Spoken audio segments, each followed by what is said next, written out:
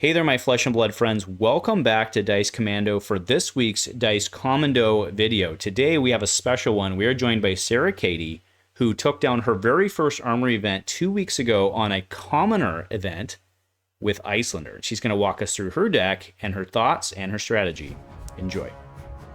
A huge shout out to our channel members for supporting what we do here. If you want to get involved with the channel and the Dice Commando community, please consider joining as a channel member. Remember, these videos are only possible with your support. You can show that support with a like, a subscribe, and by leaving us a comment and sharing your feedback. Community first, and go Commando. Hey there, Dice Commando folks, and welcome back to Dice Commando on Andrew's channel. So today I thought I'd do a quick deck tech for my commoner video, or my commoner deck for Flesh and Blood for Iyslander. So let's go ahead and jump right in. So first of all, I've got my Ep5xx foil Iyslander over there in the card case.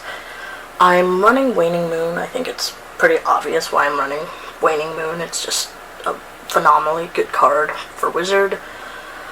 Let's see, I'm running Glacial Horns and Conduit Frostburn because they just work super well together, and being able to jam up someone's arsenal, especially on a turn where they may need it, has been really good, especially against Ranger, because they like their arsenal.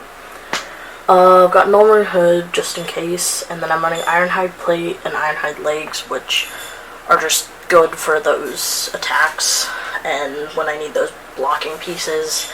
I think one of the biggest things you'll recognize here is I'm not running any yellows, and that is primarily because I don't think they're that great in Iyslander. Obviously, her ability, you want to play blue ice cards from your arsenal at instant speed. They basically gain that instant speed from her ability, but I only like blues and reds because red obviously maximizes your damage count, but also blues I really like because, yes, a lot of things do cost 2 in here, but what I like to do is I really like pitching to Moon using a blue, and then I have one left over to Arcane Barrier or, Ironhide, which is something I really enjoy doing because you play an ice card out of Arsenal, you pitch a blue to pay 1 or 2,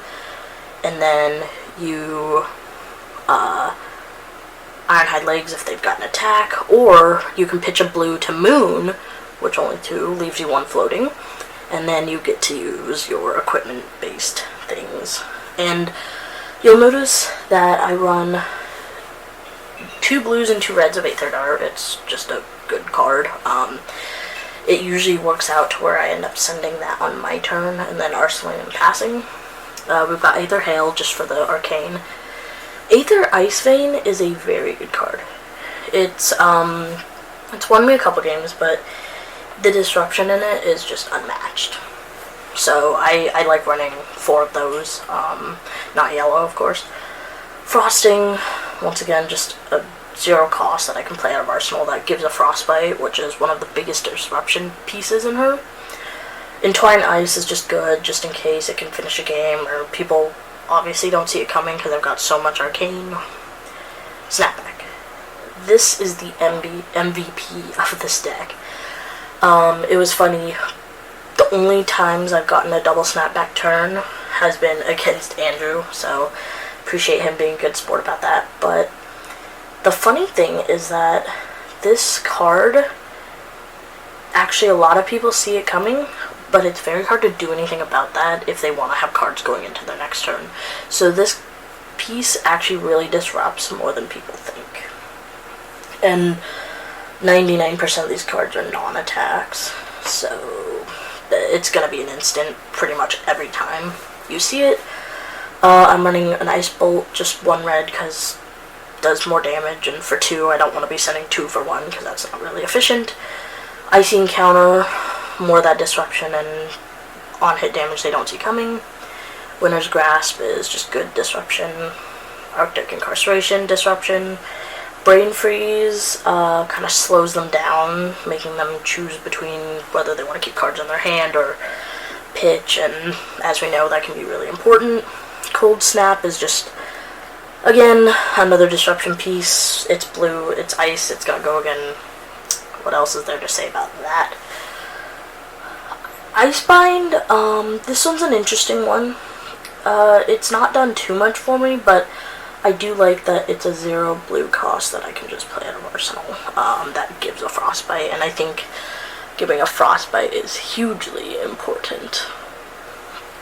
Polar Blast. Polar Blast is, once again, just good, because typically you play it from Arsenal, so even though it does go again, you play it, you disrupt them, you play it from Arsenal, you give them a Frostbite, you draw a card. It's good.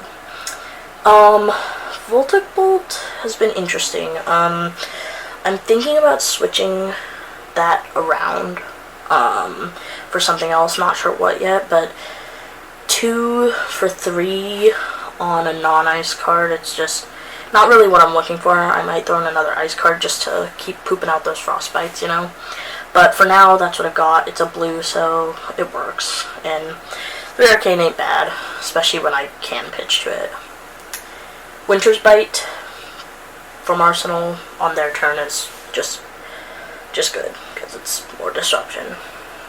So overall, I actually took the Commoner Armory we live streamed. I actually took that. You probably saw me on the last game of that. And I just really like this deck. I played her when she was in CC and Blitz, and I really liked her. That's it. I was like, oh man, she LL'd in both. But now I can play her in Commoner with all the great stuff that she still has access to. And I don't know, she's just cool. This is the only wizard I play, and I only play this deck in Commoner, so it's been really fun.